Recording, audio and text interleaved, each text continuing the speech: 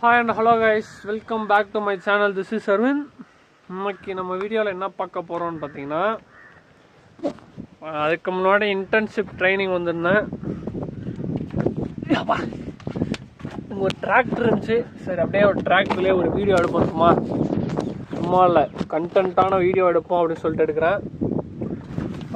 இன்றைக்கான வீடியோ என்னன்னு பார்த்தீங்கன்னா, அதுக்கு முன்னாடி இன்டர்ன்ஷிப்பில் ஒன்றுமே சொல்லி தரல. ரிப்போர்ட்டும் நம்மளே ரெடி பண்ணணும். காசு மட்டும் 2000 வாங்கிட்டாங்க. சரி, ஓகே. இன்றைக்கி நம்ம வீடியோவில் என்ன பார்க்க போகிறோம்னு பார்த்தீங்கன்னா, பீஸ்னால் என்னன்னே சில பேருக்கு தெரியாது. பீஸ், லவ், அக்செப்டன்ஸ், இதை பற்றி தான் சொல்கிறேன். அதுக்கு முன்னாடி இப்போ வானத்துலேருந்து திடீர்னு கடவுள் குதிச்சு நம்மக்கிட்ட உனக்கு என்னப்பா வேணும் அப்படின்னு கேட்டால் நீங்கள் எல்லாம் என்ன கேட்பீங்க? சப்போஸ் உங்களோட பதில் நான் அது வேணும் இது வேணும்னு கேட்டிருந்தீங்கன்னு வைங்களேன், உங்களுக்கு கதையே புரியல, வாழ்க்கையோட கதையே புரியல. நீங்கள் கண்டிப்பாக அந்த வீடியோ ஃபுல்லாக பார்க்கணுன்னு அர்த்தம். எதுவுமே வேணாம் கடவுளே, எனக்கு நீ கொடுக்குற வாழ்க்கையே போதும் அப்படின்னு சொல்லணும்.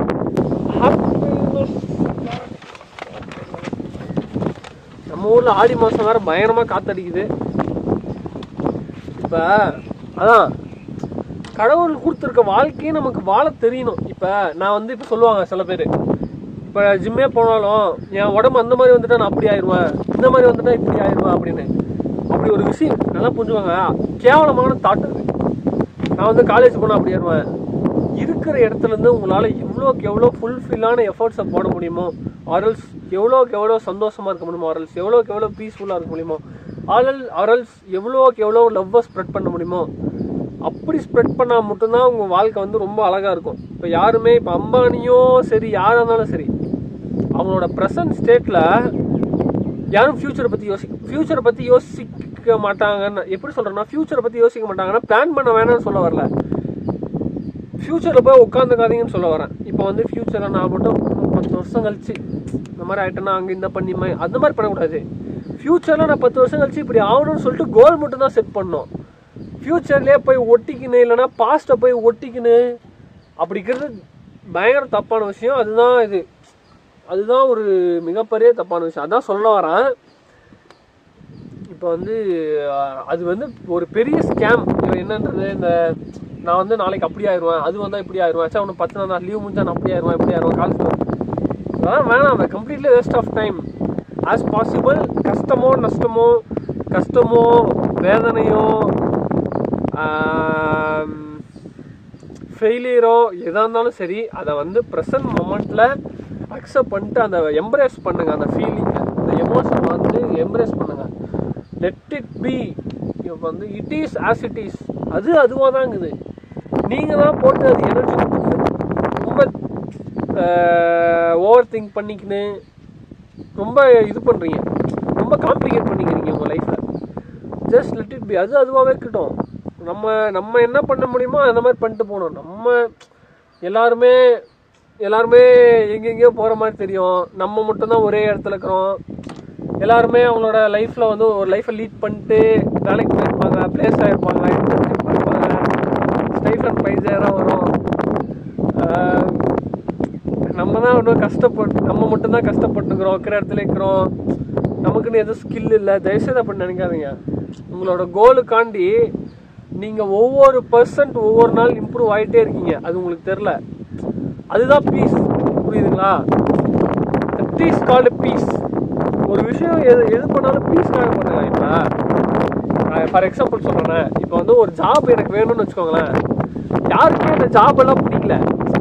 ஜாப் அச்சீவ் பண்ணிட்டா அங்கே ஒரு எமோஷனல் ஸ்டேட்டுக்காக தான் நம்ம எல்லாம் கிரேவ் பண்ணுறோம். இப்போ எப்படின்னா, இப்போ ஜாப் மட்டும் கிடச்சிச்சுன்னா ராஜாடா, நான் ராஜா மாதிரி இருப்பேன், என்ன பார்க்க போகிறேன், ராஜா மாதிரி இருப்பேன் அப்படின்னு சொல்லிட்டு வேலைக்கு தேடுவாங்க. இப்போ நல்லா நோட்டீஸ் பண்ணிங்கன்னா, அவங்க யாரும் அந்த வேலைக்காக கிரேவ் பண்ணல, அந்த ராஜா மாதிரி இருக்கிறாங்க பார்த்தீங்களா, அதுக்காக கிரேவ் பண்ணுறாங்க.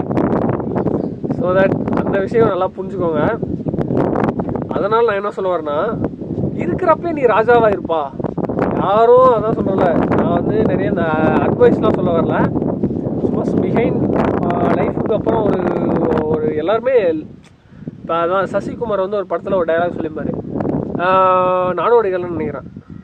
வந்து யாருமே எங்கள் அறிவாளியும் கிடையாது, முட்டாளும் கிடையாது. எனக்கு தெரிஞ்ச விஷயம் அவனுக்கு தெரில, அவனுக்கு தெரிஞ்ச விஷயம் எனக்கு தெரில, அவனுக்கு தெரிஞ்ச விஷயம் அவனுக்கு யூஸ்ஃபுல்லாக இருக்குது, அது ஒரு ஸ்கில்லாக பார்த்துக்கிறான். எனக்கு தெரிஞ்ச விஷயம் அது யூஸ் ஆகலை, அவ்வளோதான் மேட்ரு. இதுக்கு ஏன் ஒருத்தங்க அது தெரிஞ்சு இது தெரிஞ்சு எனக்கு ஏன் தெரிலன்னு சொல்லிட்டு நம்ம போட்டு குழப்பிக்கணும், அது பண்ணிக்கணும். பீஸ்ஃபுல்லாக இருக்கும். இதெல்லாம் நான் நினைக்கிறதே ஒரு இதெல்லாம் எனக்கு வந்து ஒரு 3 மாதத்துக்கு முன்னாடி ரொம்ப ஒரு மாதிரி இருந்துச்சு. அதான் ஓரளவுக்கு கூலாக இருக்கு, பார்த்துக்கலாம். அதான் தோணும் எனக்கு அப்பப்போ ஒரு கோட்ஸ்லாம் தோணுது. அதே தோணுச்சு. கொய்யா மரம் இருக்கும்போது கொய்யா மரம் பார்த்தேன், நல்லா வீட்டு கொய்யா மரம் அது வந்து வெதும்பல் பிஞ்சிலே பழுத்து தண்ணி இல்லாமல். அப்போ என்ன அர்த்தம்? Great things time take time. அது வந்து பழு நிறைய தண்ணி விட்டு ரொம்ப நாள் காயாக இருந்து காயிலிருந்து பழக்காயாக மாதிரி பழமாக ஆனாதான் அது டேஸ்ட்டு. எடுத்த உடனே பிஞ்சிலே பழுத்துச்சுன்னா அது வெதும்புனு. ஸோ எல்லாத்துக்கும் ஒவ்வொரு டைமுன்னு இருக்குது. நம்ம லைஃப்பை லீட் பண்ணுறதுக்கும் நம்ம லைஃப்பில் பெரிய ஆள் ஆகிறதுக்கும் ஒரு டெஃபினட்டாக ஒரு டைம் வரும். அதனால் யார் மேலேயும் குத்தம் சொல்லி தப்பு இல்லை. நம்ம அப்பா அப்படி இல்லை, அம்மா அப்படி இல்லை, அண்ணன், it's completely waste of time. நம்ம லைஃப்பை லீட் பண்ணுறதுல எந்த ஃபோக்கஸ் பண்ணுமோ அதை பண்ணிட்டு போகிறதோட அதுதான் கரெக்டுன்னு தோணுது. அதுதான் கரெக்டுன்னு நினைக்கிறேன். அது இல்லாமல் பாஸ்ட்டை பற்றி நினைக்கிறதும் வேஸ்ட் ஆஃப் டைம். இப்போ நான் வந்து பாஸ்ட்டில் வந்து அதை பண்ண இது சரி, it's all okay, let it B. பண்ணது பண்ணியாச்சு, போனது போட்டோம். இனிமேல் நம்மளால் எவ்வளோ எஃபர்ட்ஸ் போட முடியும், இனிமேல் நம்மளால் எவ்வளோ 100% கொடுக்க முடியுன்றது தான் மேட்ரு.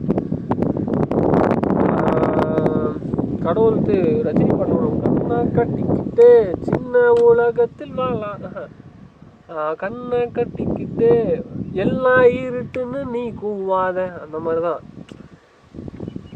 நம்மளுக்கு எல்லாமே. அதான் அந்த எண்ணம் போல் வாழ்க்கைன்றாங்களா, எண்ணம் போல் வாழ்க்கைன்னா ஒன்றும் நல்ல விஷயமும் ஒரு விஷயத்தில். இப்போ நான் இன்டர்ன்ஷிப் வந்துட்டுன்னா இதில் நல்ல விஷயமும் இருக்குது, கெட்ட விஷயமும் இருக்குது. நல்ல விஷயம்னா நானாக போய் 4 பேர்த்துக்கிட்டே கேட்டு தெரிஞ்சுக்கின்னு லேர்ன் பண்ணிக்கிறது. இதுவே இன்னொரு விஷயம் தான், எனக்கு யாரும் சொல்லி தரலன்னு சொல்லிட்டு மற்றவங்க மாதிரி ப்ளேம் பண்ணிட்டு போகிறது. இப்போ நான் வந்து இந்த ஈகோ என்ன நம்ம பண்ணோம், இப்படி ப்ளேம் பண்ணிட்டு போகணும்னு சொல்லுவோம். என் உடம்பு எனக்குள்ளே இருக்க ஈகோ. நான் வந்து எனக்கு இன்னொரு சாய்ஸ் என்னன்னு பார்த்தீங்கன்னா, நானாக போய் கேட்குறேன். 2 சைடுமே இருக்குது, 2 பாசிபிலிட்டிஸுமே இருக்குது. நம்ம எதை போய் கேட்டு தெரிஞ்சுக்கணும், நம்ம எதை நோக்கி போகிறோம், அது அவ்வளோதான். அதுதான் எண்ணம் போல். நம்ம எதை சூஸ் பண்ணுறோம், நம்ம மனசுக்குள்ள என்ன வச்சுக்கணும், தட் இஸ் கால் அந்த எண்ணம் போல் வாழ்க்கை. சரி, ஓகே. இன்னைக்கு ஒரு சின்ன விளாகுன்னு சொல்ல முடியாது. வீடியோ ஞாபகம் அதில் கேவலமாக போடுறேன், எடிட்லாம் பண்ணலாமே, கண்டென்ட்டு எல்லாம் பண்ணலாமே, பார்த்தா பார்க்கலாம் போ. I don't care about it. இன்னும் கொஞ்சம் நல்லா இங்கிலீஷ்லலாம் பேசி வீடியோ போடலான்னு இருக்கேன். சரி, நிறைய கண்டென்ட்லாம் சொல்லணும்னு நினைக்கிறேன், சொல்ல முடியல. சரி, ஓகே. நானும் வீட்டுக்கு போயிட்டு நாளைக்கு அடுத்த வீடியோவில் பார்ப்போம். இப்போ வந்து ஒரு ஜென்ரல் ஒரு ஃபிட்னஸாக எந்த இன்ஃபர்மேஷனும் இல்லதில்ல, ஏதோ எனக்குள்ளே தெரிஞ்ச ஒரு வளர்த்து தள்ளிட்டேன். தேங்க்ஸ் ஃபார் வாட்சிங் this video. Until then, Sarvin Bhatta.